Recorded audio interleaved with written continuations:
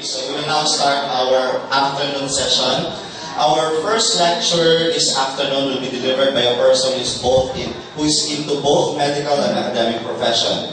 He's a graduate of Bachelor of Science and Doctor of Medicine at the University of the East and MCU FDD Medical Foundation respectively, and currently a candidate for the Masters in Health Services Administration at the Ateneo de Manila Graduate School of Business. At present, he is the chair of the Department of Obstetrics and Gynecology of the Bulacan Provincial Hospital, and a consultant and associate professor of the Department of OB-GYN of the MCU College of Medicine. And he has published a long line of articles, and to name a few, Integrated Maternal and Child Health Training Module, a handbook for practicing midwives, a clinical guide to RA 7392, the Midwifery Act of 1992, Perineal Repair and OB-GYN Emergencies Distance Education Module, Competency-Based Family Planning Modules, and Training for DOH. Friends, let's give a warm welcome to our first lecturer and resource speaker on the importance of continuing professional education for midwives, the chairperson for the Continuing Professional Education for Midwives Board of the Professional Regulation Commission, Dr. Alejandro San Pedro.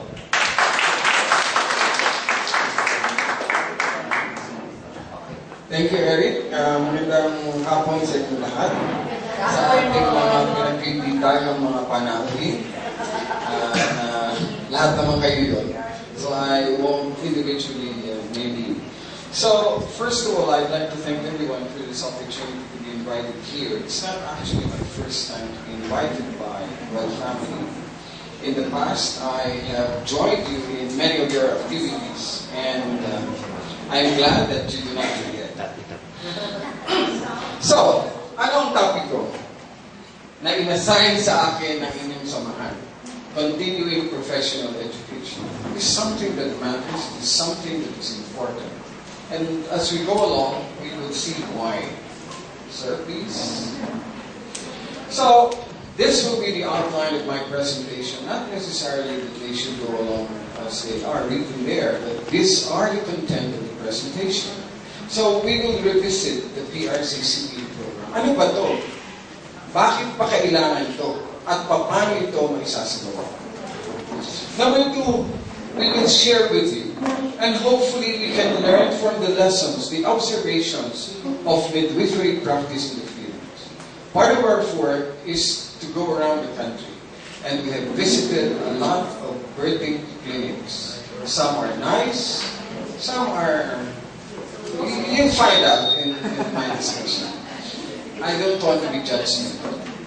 So we will then review some effective interventions. What are some midwifery interventions that are considered best practices and they should be followed and performed?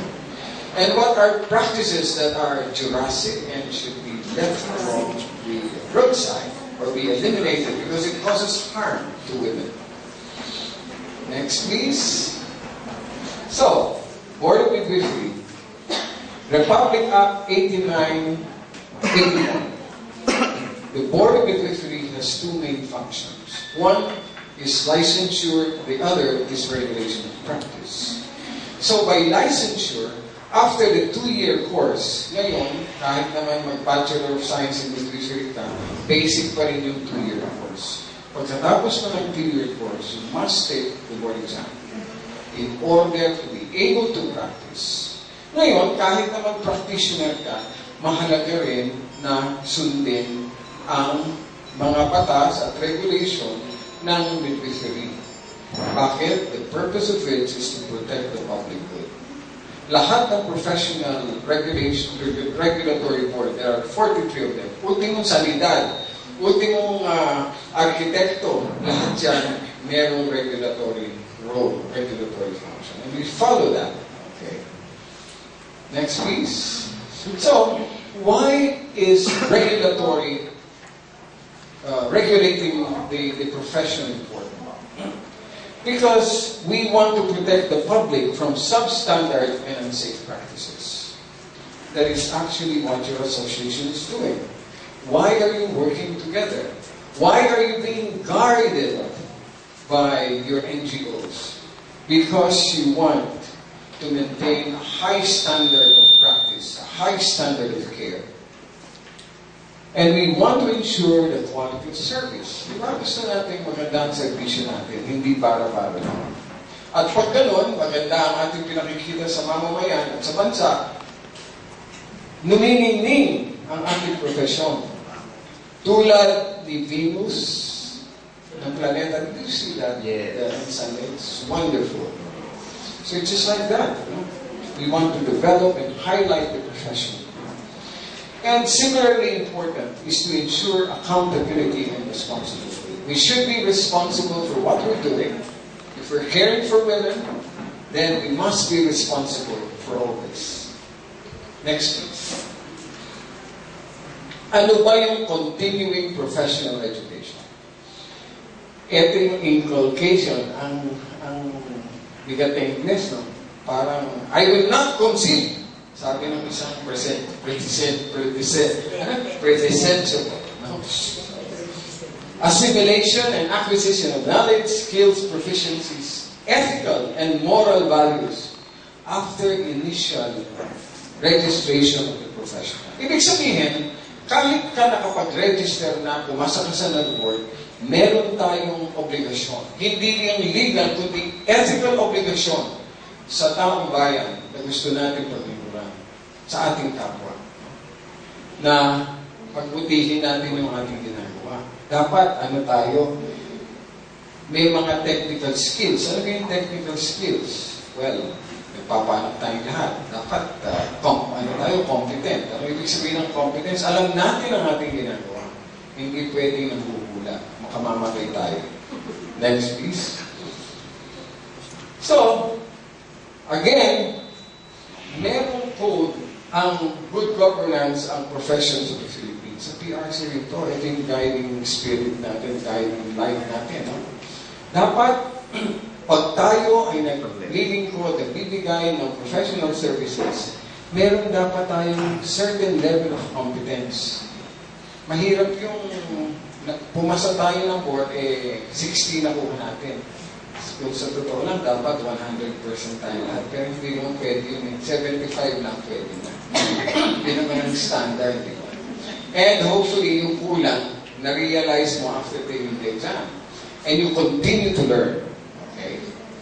So, professionals, the second bullet, shall undertake only services they can deliver with competence. Sadly, marami tayong work, maraming binibigay sa atin na hindi naman part ng ating scope of function. Halimbawa, magtuli, mag-circumcise. Hindi outside the scope of function naman tayo. We have not been trained on that. Baka habulin tayo ng Board of Medicine because that is surgery. In their obligation, it is their obligation to keep up with new knowledge, techniques, and take part in the lifelong continuing education program. Mahirap pala itong napasukan natin kasi habang buhay pala yung ating obligasyon. If I may ask, sino ba sa inyo ang graduate before 1996? Can we have a raise of hands? Okay. Ang mga bilyar, ang mga tilo. Bakit ko lang dilo? Ang mga mano. Okay. Okay. Sino ba ang graduate sa atin dito after 1996? Mukhang tatatlo, apat na eskwela ko dito. So, ibig sabihin, most of us are graduate of the old curriculum. Kung nag-aaral tayo, ano ang pinagagawa sa atin sa mga nagle-laboring, women in labor? Nakahawak na ba kayo ng labaha? Ano ba yung labaha? Razor. Hindi ba? Ang women in labor, even normal labor, inaahita natin nun. Di ba? Ngayon ba, nag-aahit pa kayo? So, sa madaling sabi, alam mo, nakakahiya nga. Minsan, di ba, nung sa isang session, ganito, I talked to a group of midwives. Hindi sabi ko, sino ba ka pa nagsisip ko ng perinyong? Meron ako. Diyos ko.